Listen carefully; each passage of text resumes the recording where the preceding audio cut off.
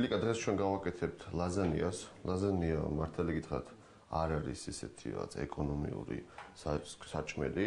მივხვდი. ხო, მაგრამ დღეს რაღაც ის გვექნება განსაკუთრებული მომენტი არის და ლაზანიის შემდეგ არაფერი აღარ მოგინდება. ხო, ერთი ჭიქა ვინო უნდა ლაზანიას და ეგ არის მეტი არაფერი.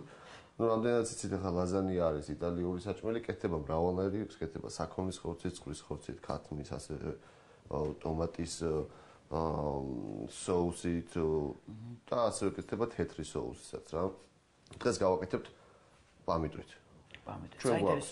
ჩვენ გვაქვს საქონლის ხორცი გვაქვს დაახლოებით 9 კილო, ხახვი, ყველი რა თქმა უნდა სასურველია პარმეჟანი გქონდეს, მაგრამ დღეს სულგუნსაც გამოვიყენებ, სულგუნიც კარგად იქნება. ის საინტერესოა ჩვენი ეროვნული პროდუქტი გამოვიყენოთ და რაღაც ვარირება.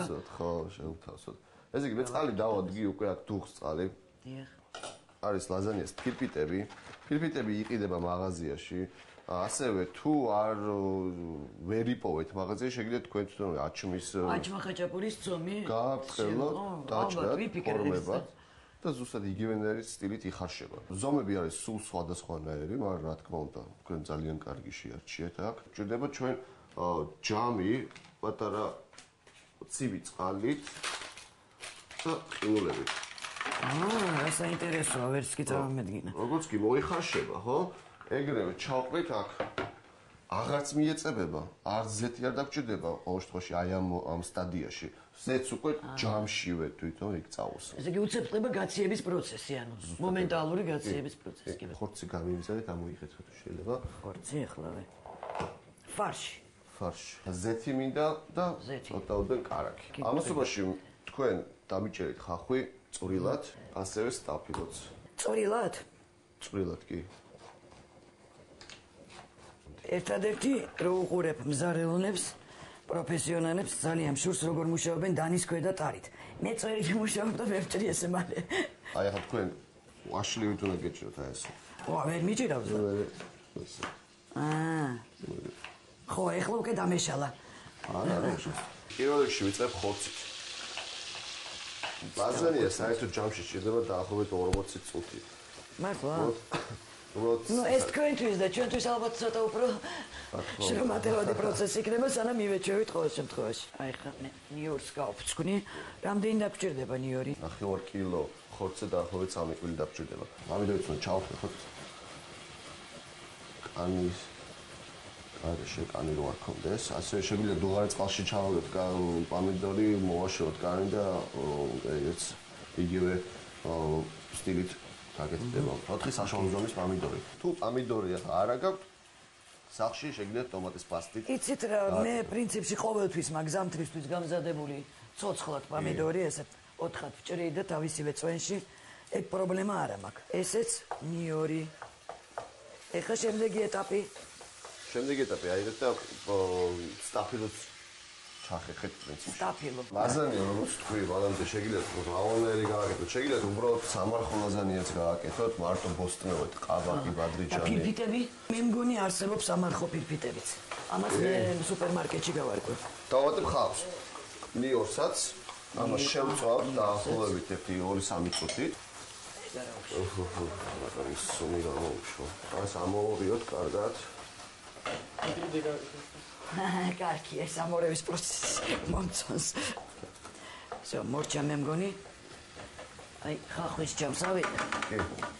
და გადავიღებ მაშინ. ხო. დანარჩენი. აი, ხლა მე ამას აკურატულად გადავიღებ. სტაფილოც მზად არის. მზადად დავარი არ დამევარდეს. მინდა ფაქიზად გავაცურო. ოპ. მე მგონი მოვახერხე. მომეცდეთ სტაფილოც. კარგად ამოურიოთ. სტაფილოც გამოუშვებს თავის არომატს და ამის მერე უკვე დავამატებთ პამიდორს. ეხლა თქვენ გამიხდეთ ყველი. მე ამასობაში ხახს დავჭრი კიდევ, მწვანე ხახს. ისეთი სულნელი ამოუშვა ლაზანიას შიგთავს, მაგრამ ეს როგორც კი წამოდუღდება ცოტათი, ხო? დავამატებთ ღვინოს და ჩვენი კაი ღვინო. ღვინოს ჩვენ დავამატებთ დღეს შავ ღვინოს. რითაც შავ ღვინო უნდა მინდა პამიდორთან ერთად, საფერავი. არ ვიცოდი, მეგონა თეთრს ამატებ. დაახლოებით 1 ჭიქა ღვინოსთან ერთად ხო დავამატებთ ბაზილიკი. ბაზილიკი ეს არის ახალგაზრდა რეჰანი. რეჰანი. ბაზილიკი უნდა კარგად, იმიტომ რომ ბაზილიკი არის ერთადერთი სუნელი, რომელიც შედის ამ მაშინ კერძში, ლაზანიაში. გამიგზელდა ყველის დახიხვის პროცესი, ისეთი ყურადღებით გისმენთ, ორ ფრონტზე ვიბრძვი. ამას დავაცადოთ. ეხლა ჩვენ უკვე პრინციპში შეგვიძლია გავაგზავნოთ ჩვენი ცოვის ხარშვა. ანუ დროში რა ჩავდეთ, ხორცს ეს უკვე მექნება მზა დაახლოებით 8 წუთში. ეკონომიურად იყენებთ დროს, რა თქმა უნდა. და ცომიც მექნება მზა და უკვე ყველაფერი რო იქნება მზა და ავაწევ. კარგია რომ სწრაფია. ამას ძალიან დიდი მნიშვნელობა აქვს, როცა კერძის გაკეთება შეიძლება სწრაფად. დღევანდელ სიტუაციაში, როცა მუშაობს დიასახლისი, ხომ იცით, ყოველთვის დროის ნაკლებობა აქვს. ამიტომაა რომ გადავდივართ მე ხაჭაპურზე, მაკარონზე და მშრალ საკვებზე. რაც ძალიან მავნეა ჯანმრთელობისთვის. ის ერთი რო ჩავაგდე გავტესტე. მე გახსოვთ როგორი გამოვიდა. ეს ელასტიური ისეთი. ელასტიური არც ეწევება. ეგრე გადავიდა. საინტერესო. მე არაჩვეულებრივი მეთოდი მასწავლეთ, ეგ არც ვიცოდი. კარგი შეჩავაგდეთ და თქვენ გააკეთეთ. მე ჩავაგდო. პირდაპირ თითო. თითო.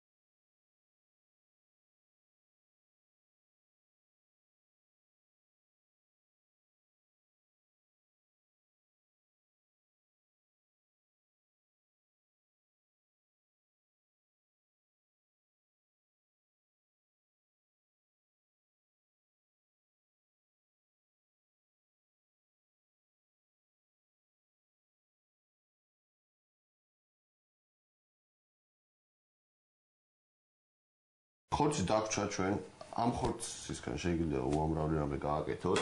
ბოლო მაკარონთან გადაურევ. ეგ სულ ელემენტარია. მარტივი. მაგრამ ცომიც დაგვრჩათ ამ სობაში. შეგიძლიათ უბრალოდ აიღოთ და რულეტი გააკეთოთ. როგორც ლავაში ახვევენ ხოლმე. სულსაც შიგთავს იქნება ეს ხორცი, ამ ცომში გადაახვრთ და ყველს დაადეთ ზემოთ და დაადნოთ და ასევე აი რომელში. აბსოლუტურად. კარგია. პრაქტიკულად მეორე დღის კერძიც მზად არის. მზად არის, ეხლა ღუმელი ჩართული გვაქვს. მზად არის ჩვენი ლაზანია, ქვემოდან დაახლოებით 20 წუთი და მე ზემოდან დავბრაწყეთ.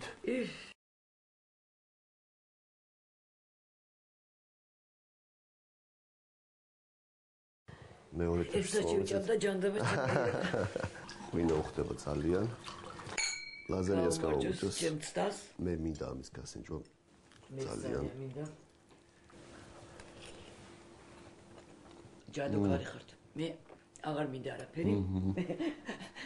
ბაზილიკ ჭამას.